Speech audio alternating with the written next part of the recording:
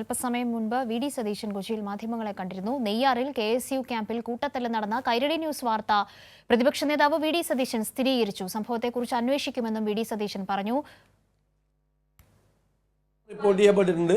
KSU president പറഞ്ഞിട്ടുണ്ട്. അത് KSU സംസ്ഥാന കമ്മിറ്റിയും NSU നേതൃത്വവും അത് പരിശോധിച്ച് വേണ്ട നടപടികൾ സ്വീകരിക്കും. മറുപടിയാണ് വി.ഡി. സതീശന്റെ ഭാഗത്തു നിന്ന് ലഭിച്ചത് എങ്കിൽ കൂടിയും കൃത്യമായ ഒരു 3-അംഗ കമ്മീഷനെ അടക്കം നിയോഗിച്ചുകൊണ്ട് അന്വേഷിക്കേണ്ടുന്ന അതീവ ഗുരുതരമായ ഒരു സാഹചര്യമാണ് ഈ KSUവിന്റെ നേതൃത്വം സൃഷ്ടിച്ചിരിക്കുന്നത് എന്ന ബോധ്യം ഇപ്പോൾ ഉണ്ട് എന്നാണ് മനസ്സിലാക്കുന്നത്. കൂടുതൽ എന്തൊക്കെ കാര്യങ്ങൾ അദ്ദേഹം സൂചിപ്പിച്ചു?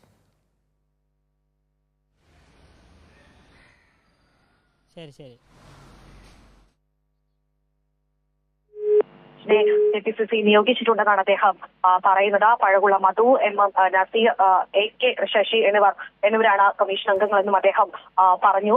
മറ്റൊരു കാര്യം, ഈ കൂട്ടത്തിൽ ഈ നേതാക്കൾ മദ്യപിച്ചെത്തിയാണ് ഇത്തരം ഒരു ഏറ്റുമുട്ടൽ ഉണ്ടായത്.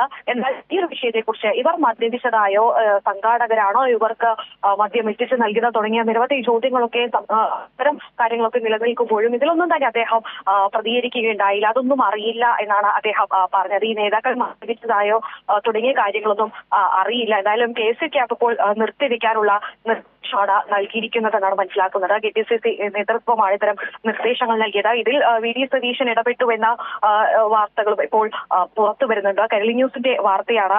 അദ്ദേഹം ഇപ്പോൾ സ്ഥിരീകരിച്ചിട്ടുണ്ട്. ഇങ്ങനെ ഒരു കൂട്ടത്തല്ല് നടന്നു എന്നതിനെ സംബന്ധിച്ച് അദ്ദേഹം സ്ഥിരീകരിച്ചിട്ടുണ്ട്. അന്വേഷണം നടത്തുമെന്നും അദ്ദേഹം പറയുന്നുണ്ട്. എന്നാൽ ഇവർ മദ്യപിച്ച കാര്യങ്ങളിലൊന്നും തന്നെ അദ്ദേഹം പ്രതികരിക്കുന്നില്ല. നമുക്കറിയാം, ഈ KSU ക്യാമ്പ് നെയ്യാർ ഡാമിൽ നടക്കുന്ന ഈ ഒരു KSU ക്യാമ്പ് ഉദ്ഘാടനം ചെയ്തത് വി.ഡി. സതീശനാണ്. ഇവർക്ക് ഈ മദ്യം എത്തിച്ചു നൽകുന്നത് കഴിഞ്ഞ അർദ്ധരാത്രിയായിരുന്നു ഈ സംഭവം ഉണ്ടായത്. ഇവർക്ക് മദ്യം എത്തിച്ചു നൽകിയത് ആരാണ്? ഈ സംഘാടകർ തന്നെയാണോ ഇത്തരം കാര്യങ്ങൾക്ക് നേതൃത്വം നൽകിയത് തുടങ്ങിയ കാര്യങ്ങളിലൊന്നും തന്നെ ഇദ്ദേഹം ഒരു മറുപടിയോ അത്തരം കാര്യങ്ങളൊന്നും വ്യക്തതയും നൽകിയിട്ടില്ല.